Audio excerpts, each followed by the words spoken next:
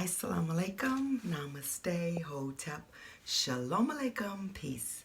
This is Tracy Lene Muhammad. I'm headed to teach my morning yoga classes, but I had a thought that I wanted to take a few minutes of your precious time to share with you. You can always find the light. Perhaps whatever you're going through in your life right now feels heavy and dark and damp, and you just don't know how you're going to get out. The first thing you can say out loud or in your heart is, I am willing to see the light. The moment you change your mind and you are willing to see the light in any situation, it's not as dark. You may not jump into immediate full brightness, but it cannot be as dark as it was before you acknowledged that you are willing to see the light. Be willing to change your perspective on the situation. Be willing to step outside of yourself and look at it from a different point of view. Be willing to be in error. Be willing to let go of all your preconceived notions, all of the things you thought you knew because somebody told you, you read it, you Googled it. Be ready to let all of that go and go inside that beautiful, amazing heart of yours and find the answers. But first, be willing to see the light. If you are willing to say, I am willing to see the light in this situation, your whole everything will go towards the light. We're all beings of light. So darkness it's natural because you have to have both night and day, but it's not natural to have 24 hours of darkness, nor is it natural to have 24 hours of light. This universe teaches us so much about what we're going to go through in human form if we pay attention to it. When you find light, live in it, love in it, enjoy it, but understand that darkness will come.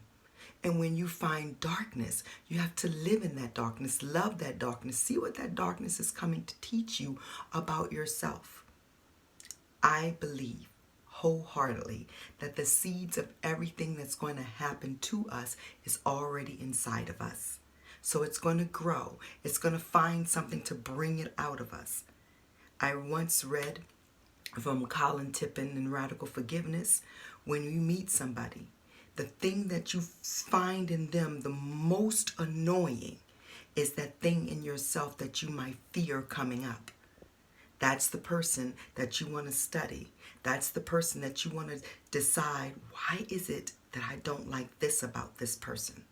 And go inside yourself, and maybe you'll find in you there's a seed of that growing, and then you can uproot it and eradicate it.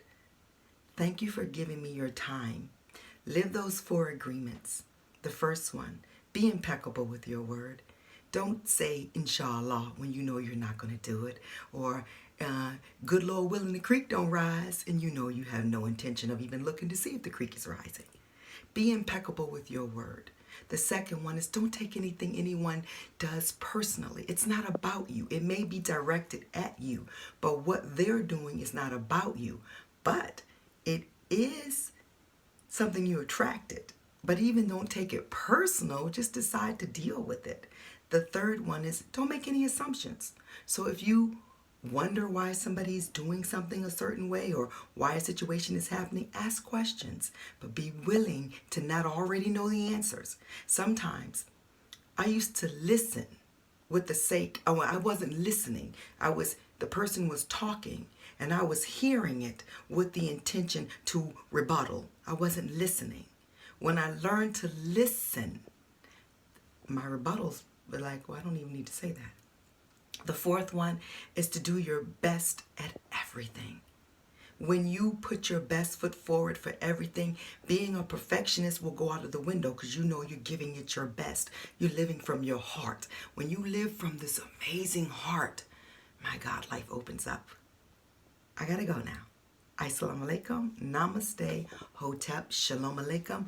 Peace out to Brooklyn and everywhere else. Have an amazing Saturday.